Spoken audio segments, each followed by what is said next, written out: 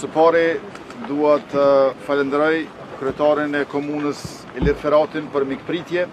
Jemi këtu bashkë me ministrin e mjedisit, planifikimit hapësinor dhe infrastrukturës, Libur Naliun, që të vëmë gur themelin këtu në stok për një projekt teje të rëndësishëm të banimit të përballueshëm dhe social. Qysh në fillim të mandatit ton e patëm miratuar agjendën qeveritare për banim të përballueshëm dhe social, bazuar në 3 parime themelore. Parimin e gjithë përfshirjes, parimin e mos segregimit dhe parimin e diversitetit. Banimi është e drejtë themelore e njerëzit për jetesë nevojitet banesë. Me këtë rast, në janar të vitit 2024, Ministria e Mjedisit, Planifikimit Hapësinor dhe Infrastrukturës ka hapur thirrjen për komunat për ndërtimin e njësive banesore për banim të përballueshëm dhe social. Me që rast 13 komuna nga 38 komuna saj Kosova kanë aplikuar dhe projektet janë bërë për 5 komuna. Janë dhënë kushtet ndërtimore, më pastaj edhe lejet ndërtimore, në mesin atyre që ka marrë dhe leje ndërtimore është Istogu. Do të ketë 4 tipet banesave, banesa me 53 metra katror, me 66 metra katror, me 77 metra katror dhe me 87 metra katror.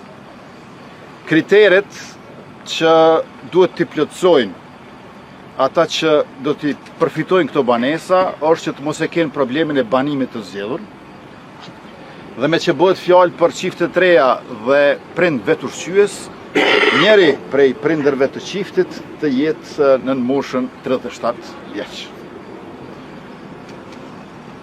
Këtu në stok vlera është 4.900.000 parafërsisht, punimet do të kryhen për 3 vjet dhe komuna participon me lokacion dhe infrastrukturë përcjellëse, ndërkaq pjesa tjetër, investimi, kapital, ndërtimi e kështu me radhë është nga Ministria. E falenderoj ministrin Libur Naliun, pastaj edhe zëvendës ministrin Jetën Raka që është këtu me neve sot, dhe të gjithë ata të cilët kontribuan bashkarisht që të vinë të një ditë kaq e rëndësishme, vendosje gur themelit për banimin e përballueshëm edhe social në komunën e Istogut, urime e kësaj.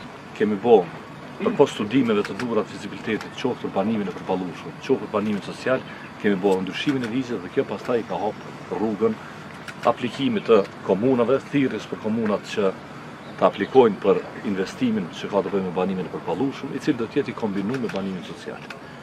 Banimi social do të jetë në pronësi të komunës. Dhe stoku i banimit social do të menaxhohet nga komunat.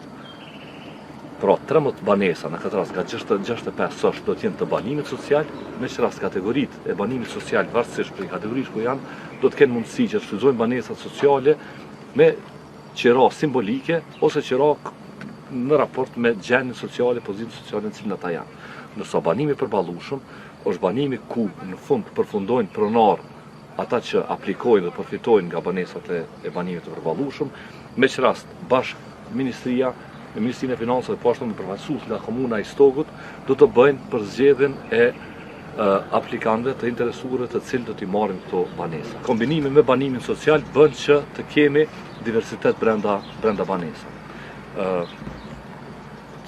Ministria synon që në kuadër të banimit bashkë me komunat të sulmojnë politika të cilat raste sociale, banesat sociale të jenë të përfshira edhe në zonat e reja zhvillimore, në mënyrë që të mos kemi geto të rasteve sociale që kemi pas në të kaluar. Uroj që ky projekt të përfundojë sa më shpejt dhe çiftet e reja, punëtorët e administratës të mund të shfrytëzojnë banesat e banimit të përballueshëm ato të banimit social.